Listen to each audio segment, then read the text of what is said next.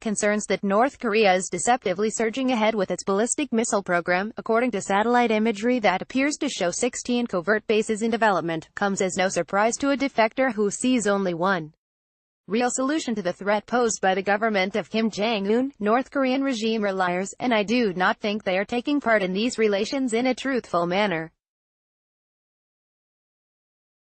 Eventually, we will need a regime change, said Ji Seong Ho, 36, after speaking at the Oslo Freedom Forum in Taipei, Taiwan last week. There is a mood under this administration in Korea that talking about human rights in North Korea is not right, and the human rights issue for the Korean government is an uncomfortable subject. They are not negotiating, but it seems the Korean government thinks that peace comes before the human rights of the North Korean people, Seong Ho said. We have tried to appeal this, and we were given a hard time. Ji Seong Ho, R., speaks as Michael Kirby, chairman of the UN Commission of Inquiry on Human Rights in North Korea, listens during a public hearing at Yonsei University in Seoul on August 22, 2013, AFP. Despite apparent setbacks in dialogue in recent weeks, including the abrupt canceling of another bilateral meeting last week, Secretary of State Mike Pompeo has previously stressed that real progress has been made in U.S.-North Korea relations.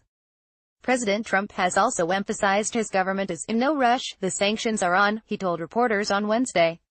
The missiles have stopped. The rockets have stopped. The hostages are home. File, in this June 12, 2018, file photo, U.S. President Donald Trump stands with North Korean leader Kim Jong Un on Sentosa Island in Singapore. AP photo, Evan Vucci, file, Seong Ho supports the go slow approach, and agreed no quick moves should be made.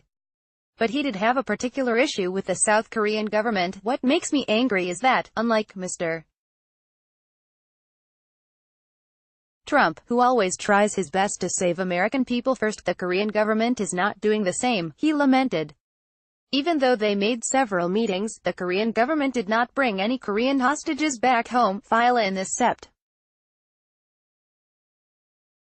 2018 file photo, South Korean President Moon Jae-in, left, and North Korean leader Kim Jong Un ride in a car parade through Pyongyang and North Korea. Kim and Moon announced in the North Korean capital of Pyongyang this week that Kim has accepted Moon's request to visit Seoul soon, maybe within the year. Pyongyang press corps pool via AP file. The softly spoken, liberal South Korean president has instead opted for a gentler strategy in making amends with Kim Jong Un, posing for pictures with their hands held, voicing commitments for permanent peace, and avoiding discussions about humanitarian concerns. To Seong Ho, the absence of human rights talks is more than a slap in the face. He grew up in North Korea during the extreme famine of the 1990s. After the government food rations were halted in 1995, to survive, the young teen would often swipe coal from train cars in exchange for food, which was rarely more than rats and grass. But tragedy struck one day in 1996.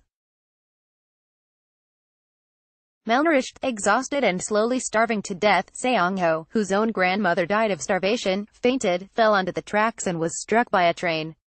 In bloody aftermath, nearby soldiers wrapped his fragile frame in old rags, and shuffled him to a barely functioning hospital in a cart.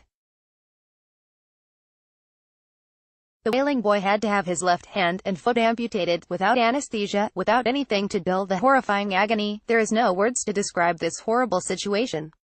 No words, Seong Ho, reflecting on those intensely raw minutes of excruciation. I was young, and I had this huge fear that if I died I would never be able to see my mother or my father or friends ever again. That was a huge fear in the midst of all this pain. But I found my animal instinct. I knew that I had to do in my mind to get through this horrible situation. From there, life as a disabled child in an impoverished, closed society only became lonelier, as he was made fend for himself. 4 years later, Seong Ho snuck into China to collect food scraps, but upon returning, was arrested and tortured by North Korean authorities.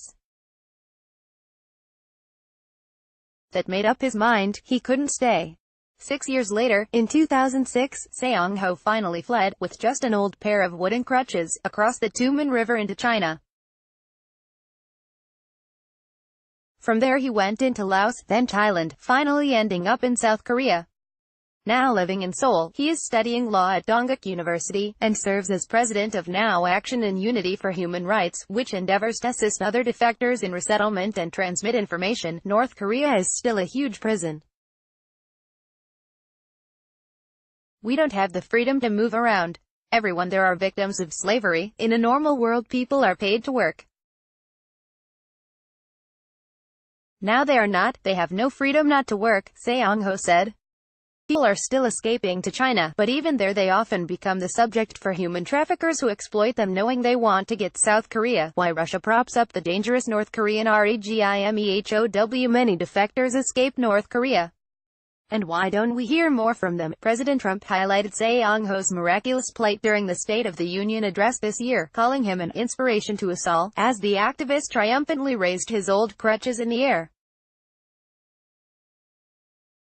Ji Seong Ho holds up his crutches after his introduction by President Trump during the State of the Union address to a joint session of Congress on Capitol Hill. AP, the passionate rights advocate, says that sudden catapult onto the world stage has been life-changing, and has afforded him protection from those who now less likely to challenge his strident advocacy. What Mr. Trump did, gave us a lot of power. The Korean government tried to be unsupportive of the organization and our activities, but now we have given more opportunities to talk about North Korea, Seong Ho said. This was a big moment for human rights. It was a precious moment. I was honored, and others defectors too felt very honored by this. Seong Ho believes the spotlight the Trump administration has put on Pyongyang, and its refusal to accept the status quo, has made a dramatic impact. Thanks to these activities, the regime started to fear what is going on in the international world.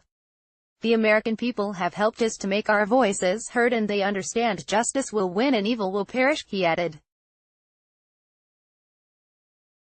When we unite against all authoritarian regimes, we have more power to go against these threats.